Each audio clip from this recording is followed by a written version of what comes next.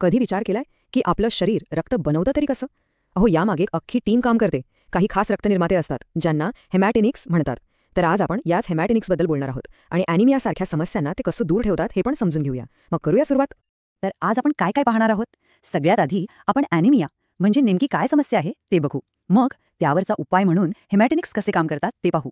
आणि त्यानंतर आपण रक्ताच्या निर्मितीच्या या अख्ख्या टीमलाच भेटणार आहोत. म्हणजे बघा, पायाभूत घटक म्हणून आयन, मग जुळवणी करणारी टीम म्हणून व्हिटॅमिन B12 आणि फॉलिक ॲसिड, आणि या सगळ्यांचे बॉस EPO. चला तर मग सुरुवात करूया थेट समस्येपासून. ॲनिमिया. आता ही तशी खूप सामान्य समस्या आहे, पण गंमत म्हणजे ही आपल्या शरीराच्या ऑक्सिजन सप्लाय सिस्टीममध्येच अडथळा आणते आणि म्हणूनच थकवा जाणवतो. हे नेमकं का आणि कसं होतं हे समजून घेणं खूप महत्त्वाचं आहे, कारण आपलं पुढचं सगळं बोलणं याच्यावर अवलंबून आहे. बरं, मग या समस्येवरचे हिरो कोण? तर ते आहेत हेमॅटेनिक्स. एकदम सोप्या भाषेत सांगायचं झालं ना, तर हे असे पदार्थ आहेत जे रक्त बनवण्यासाठी लागतात. यांच्याशिवाय रक्त बनण्याची प्रक्रियाच सुरू होऊ शकत नाही. इतके महत्त्वाचे आहेत हे. ॲनिमिया होण्याची तशी 3 मुख्य कारणं आहेत. पहिलं म्हणजे रक्तस्राव होणं, दुसरं म्हणजे लाल रक्तपेशींचा नाश होणं, आणि तिसरं त्यांच्या बनण्यातच काहीतरी अडथळा येणं. आज आपण या तिसऱ्या कारणावर जास्त फोकस करणार आहोत, कारण इथेच आपले रक्त निर्माते म्हणजे हेमॅटेनिक्स कामाला येतात. चला मग भेटूया आपल्या ब्लड प्रोडक्शन टीमच्या पहिल्या आणि सगळ्यात महत्त्वाच्या मेंबरला, आयनला. अहो, जसं इमारतीसाठी विटा लागतात ना, अगदी तसंच लाल रक्तपेशींसाठी आयन लागतं. हाच तो पाया आहे सगळा. हे खरंच खूप इंटरेस्टिंग आहे बघा. आपल्या शरीरात जेवढं आयन आहे ना, त्यातलं तब्बल 69% आयन थेट हिमोग्लोबिनमध्ये असतं, म्हणजे जे ऑक्सिजन इकडून तिकडे पोहोचवतं.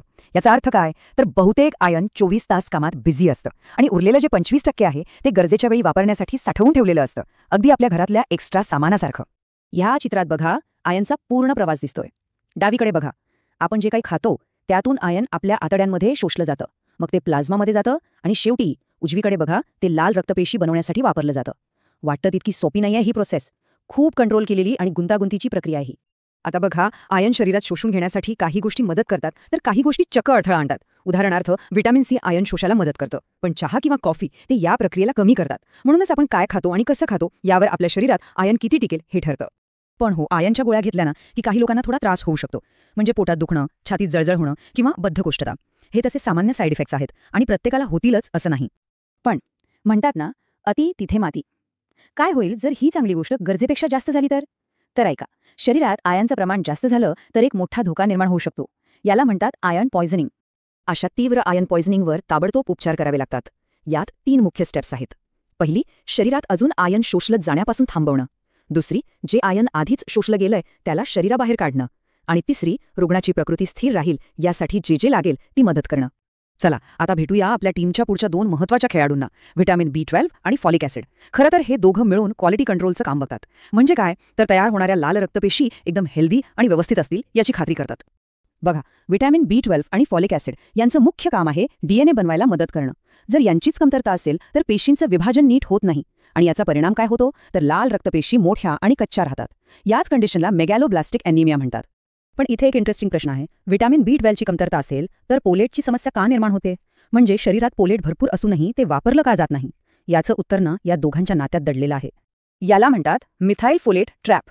आता कल्पना करा की फोलेट एक कामगार आहे आणि व्हिटॅमिन B12 ही त्याला कामावर परत आणणारी किल्ली आहे. जेव्हा B12 ची कमतरता असते तेव्हा ही किल्लीच हरवते. मग बिचारा फोलेट एका निष्क्रिय रूपात अडकून पडतं आणि DNA बनवण्याच्या महत्त्वाच्या कामात भागच घेऊ शकत नाही. काय गंमत आहे बघा. आणि ऐका, व्हिटॅमिन B12च्या कमतरतेचे परिणाम फक्त रक्तापुरते थांबत नाहीत. याचा डायरेक्ट परिणाम आपल्या नर्व्हस सिस्टमवर पण होतो. म्हणजे पाठीच्या कण्याला इजा होण्यापासून ते स्मरणशक्ती कमी होणं किंवा भ्रम होण्यापर्यंत इतकी गंभीर लक्षणं दिसू शकतात. म्हणूनच याची कमतरता वेळीच ओळखणं फार गरजेचं आहे. आणि आता वेळ झाली आहे या टीमच्या बॉसला भेटायची. आपला फोरमॅन म्हणजेच एरिथ्रोपोइटिन, किंवा सोप्या भाषेत सांगायचं तर EPO. हा तो सिग्नल आहे जो अख्ख्या रक्तनिर्मितीच्या प्रोसेसला स्टार्ट म्हणतो. बघा, होतं काय, जेव्हा शरीरात ऑक्सिजनची लेवल कमी होते तेव्हा आपल्या किडनीला लगेच मेसेज मिळतो आणि मग ती EPO नावाचं एक हॉर्मोन तयार करते. हे हॉर्मोन मग थेट बोन मॅरोकडे जातं, म्हणजे जिथे रक्तपेशी बनतात, आणि त्याला ऑर्डर देतं, चला प्रोडक्शन वाढवा.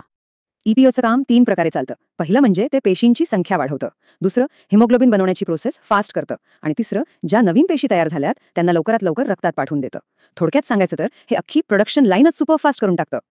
तर आतापर्यंत आपण या टीमच्या प्रत्येक मेंबरला एक एक करून भेटलो. आता बघूया की हे सगळे मिळून एक टीम म्हणून रक्तासारखी एवढी महत्त्वाची गोष्ट कशी तयार करतात. तर ही आहे आपली ब्लड प्रोडक्शन टीम. बघा, EPO जणू फॉर्मनसारखा ऑर्डर देतो, आयन कच्च्या मालासारखं लागतं, आणि BB12 व फॉलिक ॲसिड हे कुशल कामगारांसारखं पेशींना योग्य आकार देतात. ह्या सगळ्यांमध्ये परफेक्ट टीमवर्क असणं खूप गरजेचं आहे. आणि हे वाक्य या सगळ्या प्रक्रियेचं महत्त्व अगदी बरोबर सांगतं. आपल्या शरीरात लाल रक्तपेशी बनण्याचं आणि नाश होण्याचं एक परफेक्ट बॅलन्स असतं, आणि जेव्हा हा बॅलन्स बिघडतो तेव्हाच ॲनिमियासारखी समस्या सुरू होते. खरंच रक्त बनण्याची ही प्रोसेस किती अविश्वसनीय आहे नाही का? विचार करा, आपल्या शरीरात अशा कितीतरी अद्भुत सिस्टम्स न थांबता काम करत आहेत, ज्याची आपल्याला कधी कल्पनाही येत नाही. हे खरंच आपल्या शरीराच्या एका चमत्काराची आठवण करून देतं.